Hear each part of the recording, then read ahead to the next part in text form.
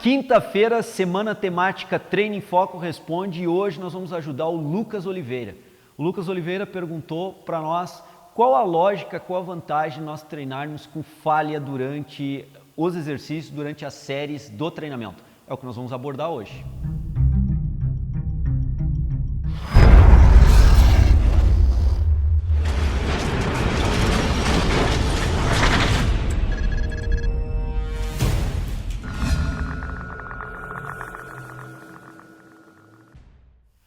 Bom, pessoal, o Lucas Oliveira e talvez, muito provavelmente, vários seguidores do Treino em Foco também tenham a mesma dúvida.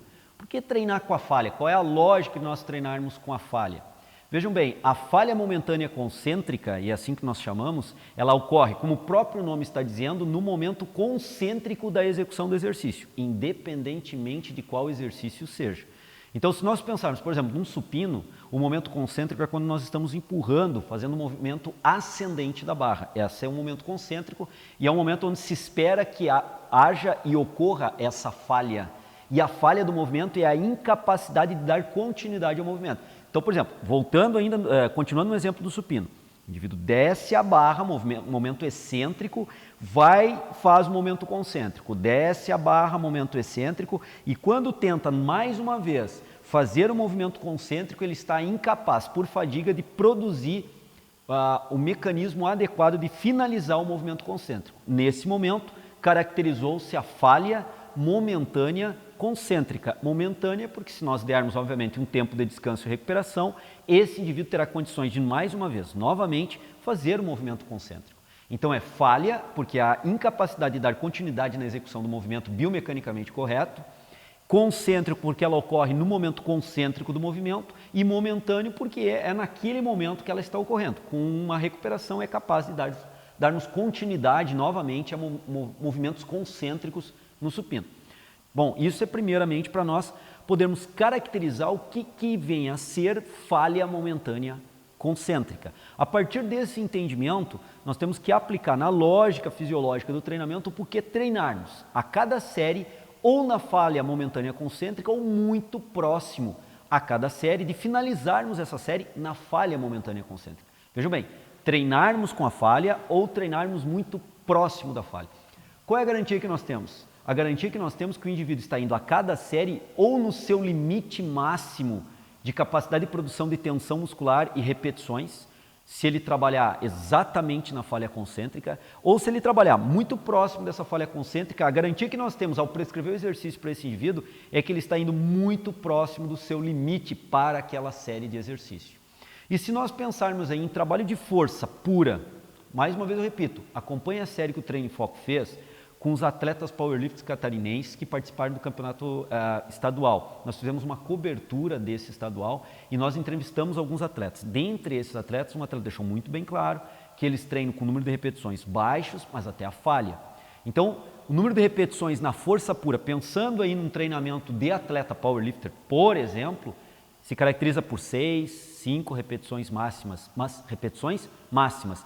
Com repetição máxima, nós temos que caracterizar falha momentânea concêntrica. Então, nós temos uma garantia que esse indivíduo está trabalhando com uma quilagem extremamente elevada quando ele está falhando com 4 repetições máximas num agachamento ou num supino ou num terra. Está falhando, então nós temos uma garantia que aquela quilagem colocada ali, ela é extremamente elevada e produz um recrutamento de unidade motora absurdo, porque o indivíduo está falhando na terceira, quarta ou quinta repetição da série. Falhando, ele inviabiliza o movimento concêntrico. Então essa é uma garantia fisiológica que o efeito neuromuscular e a repercussão principalmente neural de recrutamento de unidade motora, sincronização de unidade motora, colocarmos várias unidades motoras em ação, o limiar de excitação neural está extremamente elevado porque o indivíduo falha com 3, 4, 5, 6 repetições máximas. Mas para isso eu tenho que ter a caracterização da repetição máxima para podermos identificar essa falha e toda a resposta fisiológica que advém a partir dessa falha com 4, 5, 6 repetições máximas. Se pensarmos em hipertrofia, a nossa janela de trabalho de repetição máxima muda um pouco. A janela de repetição máxima, como você sabe, que nós aqui sugerimos e preconizamos no Treino em Foco, é de 8 a 12. Alguns Treinadores trabalham com janelas um pouco diferentes, mas normalmente em torno desses 8 a 12. Qual é a garantia? Se o indivíduo falhar entre a 8ª e 12ª repetição de uma série, eu tenho a garantia que a quilagem que está ali é alta, é elevada, porque está fazendo ele falhar entre 8, 9, 10, 11 ou 12 repetições, então é uma quilagem elevada. Com uma quilagem elevada, me garante um alto recrutamento de unidades motoras e muitas fibras sendo postas no trabalho fisiológico para hipertrofia muscular. Além disso, nesse trabalho de hipertrofia, nesse trabalho de aumento do volume muscular, nesse trabalho de AVM, nós temos aí uma garantia de que o tempo de tensão muscular, ao fazer 8, 9, 10, 11 ou 12 repetições, é um tempo de tensão muscular também razoavelmente alto. Por que um tempo de tensão muscular razoavelmente alto? Em torno de 1 minuto, um pouco mais, um pouco menos, dependendo da velocidade de execução que o indivíduo faz. Porque além de produzirmos uma quilagem elevada para podermos gerar microlesão sarcomial, nós temos que ter tensão no músculo para isso. Isso é garantido também por uma quilagem elevada. Por isso não extrapolar 12 repetições, porque se nós fizermos 20, 30 repetições, a quilagem obviamente não estará elevada. E obviamente daí o grau de tensão produzido sobre as fibras musculares não é tão grande quanto eu consigo obter quando eu falho entre 8 a 12 repetições. Então nós garantimos a tensão para gerarmos a microlesão sarcomial.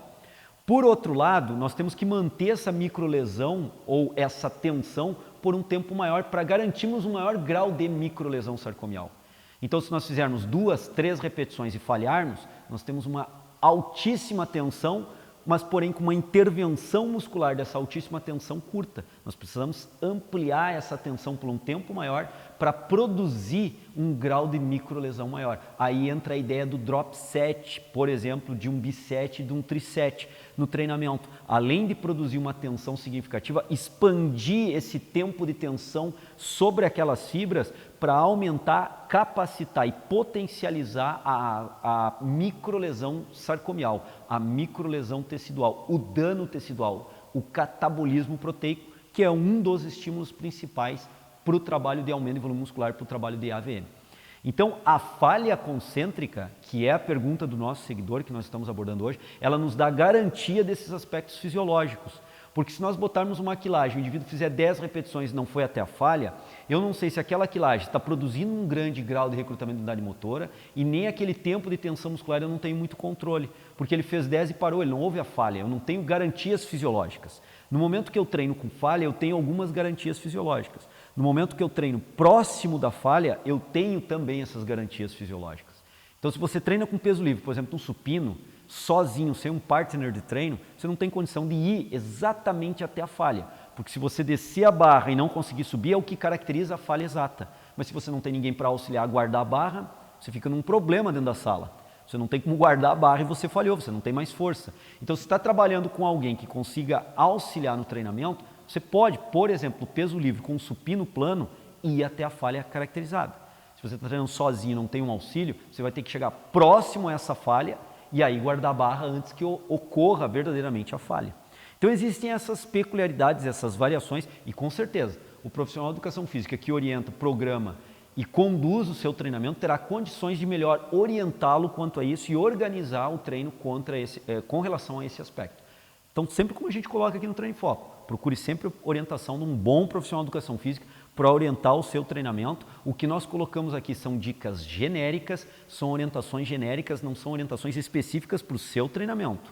O seu treinamento deve seguir o princípio da individualidade biológica, deve ser um treinamento para você. O que nós estamos aqui falando são orientações gerais do treinamento que você também deve observar no seu treino. Mas os detalhes é você e o seu treinador, o profissional de educação física, o personal trainer que acompanha o seu treino. Sempre essa orientação.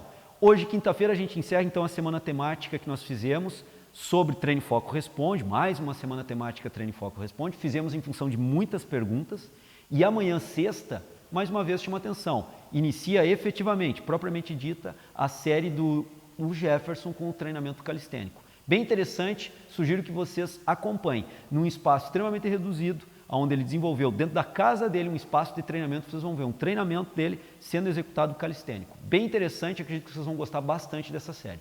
Me despeço e aguardo vocês na próxima segunda-feira, a gente se encontra mais uma vez e vamos debater questões aí do treinamento. Grande abraço, pessoal! Até segunda. A questão de termos um desenvolvimento corporal adequado para um corpo perfeito, também nós podemos questionar o que seria um corpo perfeito nessas condições.